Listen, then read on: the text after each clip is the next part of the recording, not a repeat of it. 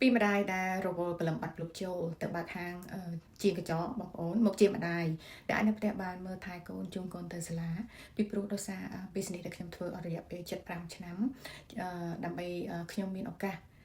នៅផ្ទះបានខ្ញុំមានឱកាសlearn new skill តាក់ទងទៅនឹង social media ជាពិសេសទៅទៀតហ្នឹងគឺមានឱកាសរកប្រាក់ចំណូលបន្ថែមដោយមិនចាំបាច់ប្រើពេលវេលាច្រើនចាបងប្អូនក្នុងរយៈពេល5ឆ្នាំនៅក្នុង business នេះគឺខ្ញុំបានជួយបងប្អូនជាច្រើនចាដើម្បីឲ្យគាត់មានជីវិតប្រសើរជាងមុន learn new skill ហើយនឹង earn additional income from anywhere in the world imagine ដែរបងប្អូនហើយ business គឺមិនខ្វះទេប៉ុន្តែបងប្អូនរក business ណាដែលត្រូវ business ណាដែល build legacy ឲ្យបងប្អូនគឺតើតែបងប្អូនអាចមកcheck